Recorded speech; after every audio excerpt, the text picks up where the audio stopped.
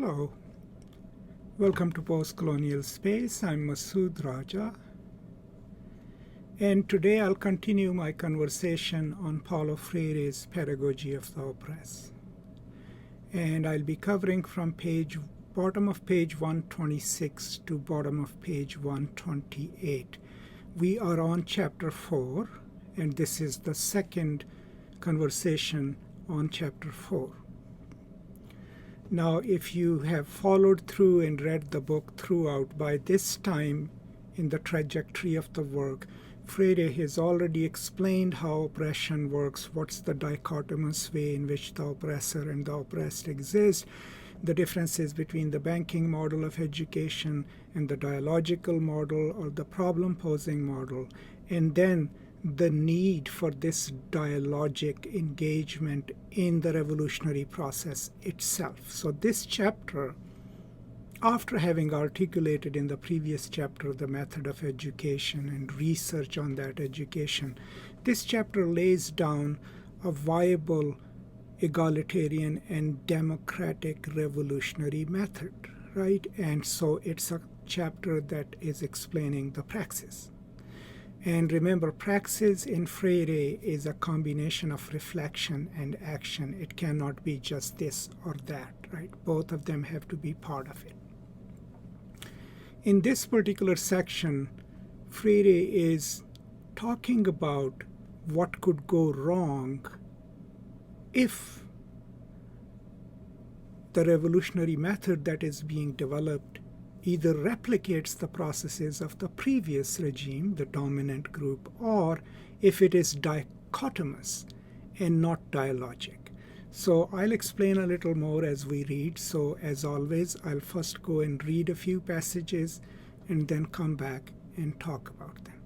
So here we go with the first reading of today's conversation. Revolutionary praxis must stand opposed to the praxis of the dominant elites, for they are by nature antithetical. Revolutionary praxis cannot tolerate an absurd dichotomy in which the praxis of the people is merely that of following the leader's decisions, a dichotomy reflecting the prescriptive methods of the dominant elites. Revolutionary praxis is a unity, and the leaders cannot treat the oppressed as their possession. Manipulation, sloganizing, depositing, regimentation, and prescription cannot be components of revolutionary praxis, precisely because they are components of the praxis of the domination. In order to dominate, the dominator has no choice but to deny true praxis to the people, deny them the right to say their own word and think their own thoughts. He and she cannot act dialogically, for to do so would mean either that they had relinquished their power to dominate and joined the cause of the oppressed, or had lost that power through miscalculation. Obversely, revolutionary leaders do not act dialogically in their relations with the people, either have retained characteristics of the dominator and are not truly revolutionary, or they are totally misguided in their conception of their role, and prisoners of their own sectarianism are equally non-revolutionary. They may even reach power, but the validity of any revolution resulting from anti-dialogical action is thoroughly doubtful. It is absolutely essential that the oppressed participate in the revolutionary process with an increasingly critical awareness of their role as subjects of the transformation. If they are drawn into the process as ambiguous beings, partly themselves and partly the oppressors housed within them, and if they come to power still embodying that ambiguity imposed on them by the situation of oppression, it is my contention that they will merely imagine they have reached power. Their existential duality may even facilitate the rise of a sectarian climate, leading to the installation of bureaucracies which undermine the revolution. if the oppressed do not become aware of this ambiguity during the course of the revolutionary process, they may participate in that process with a spirit more revanchist than revolutionary. They may aspire to revolution as a means of domination rather than as a road to liberation. If revolutionary leaders who incarnate a genuine humanism have difficulties and problems, the difficulties and problems will be far greater for a group of leaders who try, even with the best of intentions, to carry out the revolution for the people. To attempt this is equivalent to carrying out a revolution without the people, because the people are drawn into the process by the same methods and procedures used to oppress them. Okay, so as I mentioned, he's defining revolutionary praxis. So the first thing that he highlights is that the revolutionary praxis cannot be dichotomous. It has to be dialogic. If we have read our Freire carefully, we already know that by dichotomous he means that there cannot be an elite group and the people, and somehow the elite group decides they have to lead the people. No. That was the old order, right, in which the dominant group dictated what the people would do. So by insisting that a revolutionary praxis must be opposed to the praxis of the previous dominant group and must become dialogic, what he's highly highlighting is that people must be a participatory element in all phases of a revolutionary praxis, right? 2, the elite, if there is an elite, cannot just use slogans and, depositing method to convince the people that they are working on their behalf, right?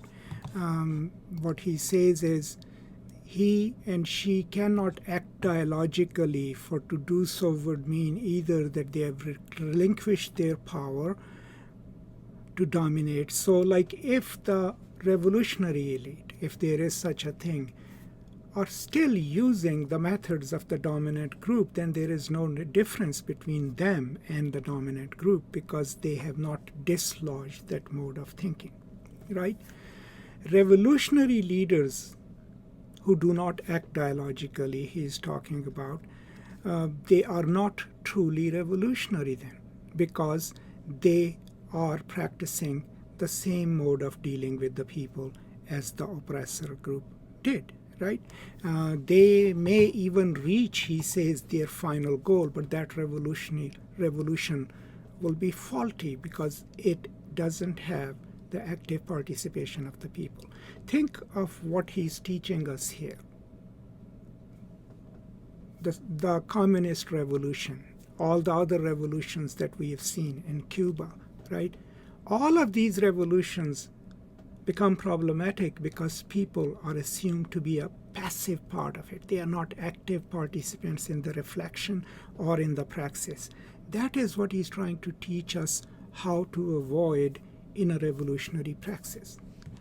Then what he goes on to say is that it is absolutely essential that the oppressed participate in the revolutionary process, right? And that is, there can't be an existential duality between the revolutionary elite and the people, right? Because if there is, then it is kind of a mock revolution. Now there is a footnote there also in this passage, footnote number 2, where he says the danger of revanchism, right? The revanchism, of course, is a term which means that the revolution is about revenge, about taking revenge against the previous elite. So that way the revolution itself then replicates the same order that it is trying to replace. And his footnote says, this danger further requires the revolutionary leaders to resist imitating the procedures of the oppressor, who enter the oppressed and are housed by the latter. Okay.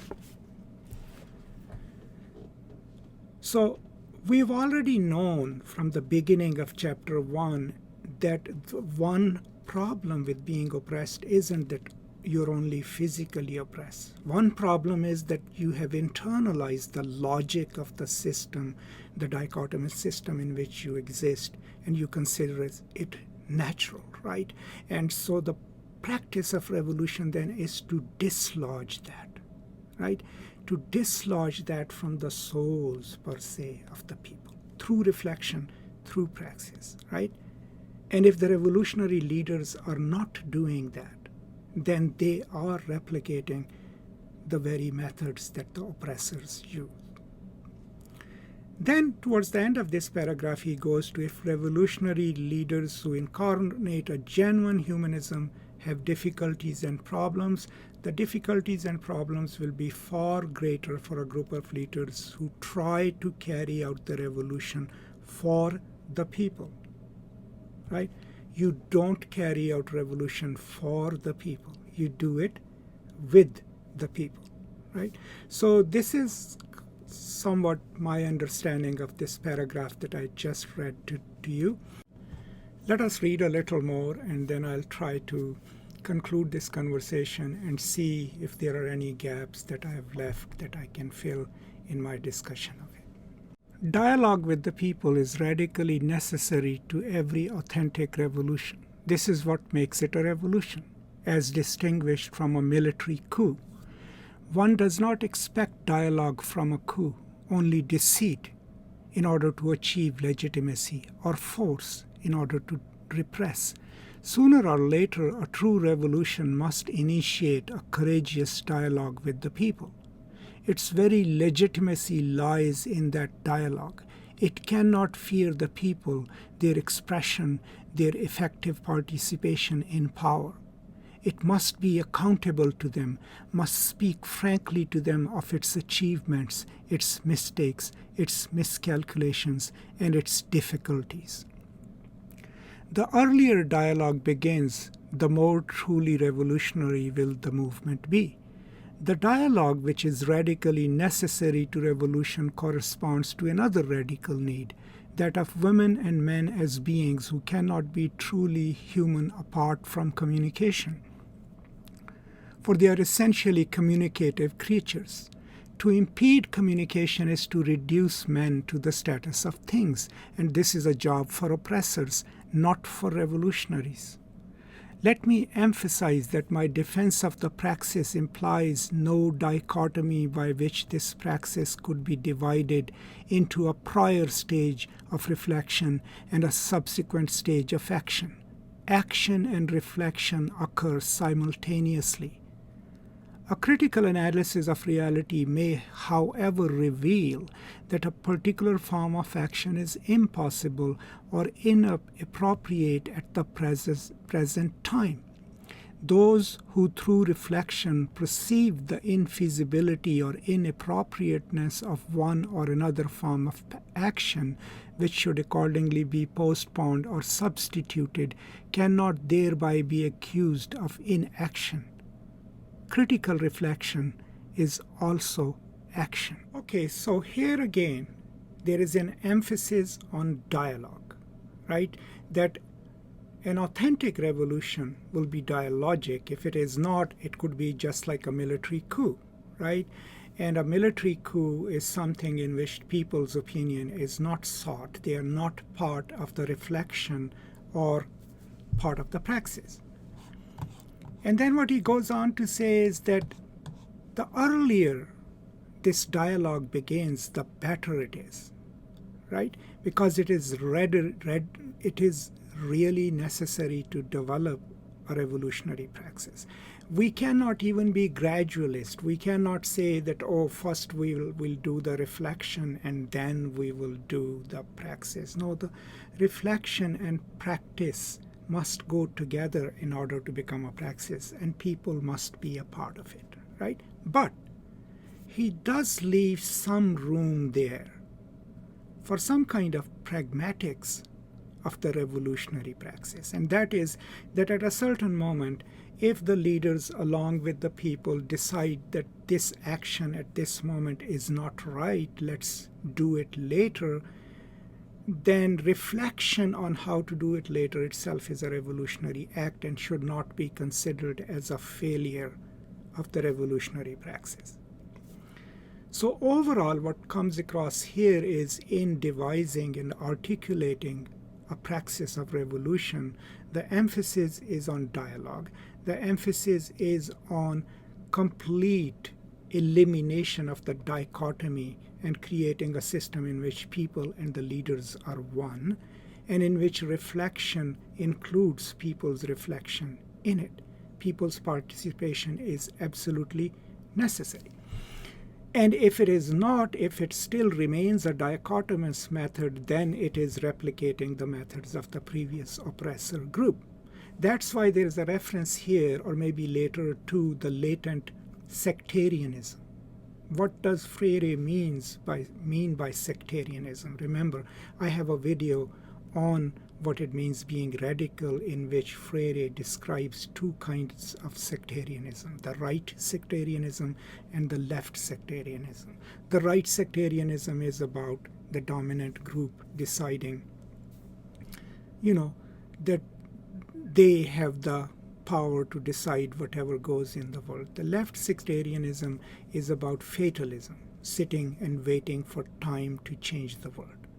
The world changes and transforms because of the praxis of the people.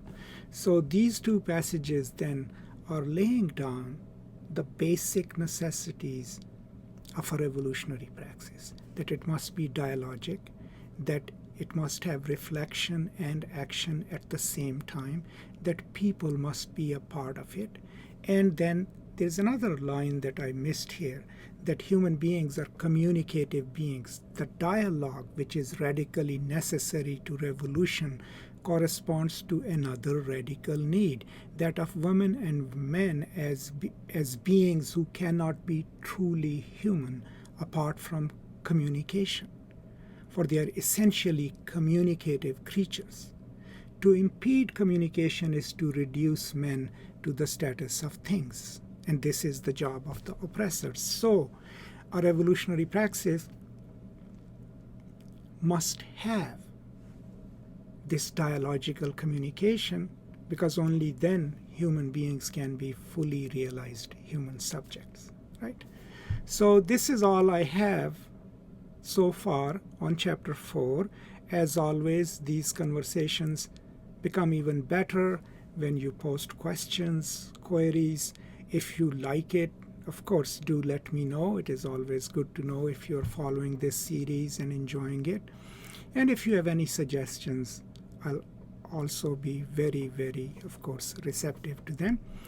And as always, I'll continue this series, hopefully, until the end. I hope you all are taking care of each other. I hope you are staying safe. Please continue to do so. I will now see you next time. Until then, as always, peace and love.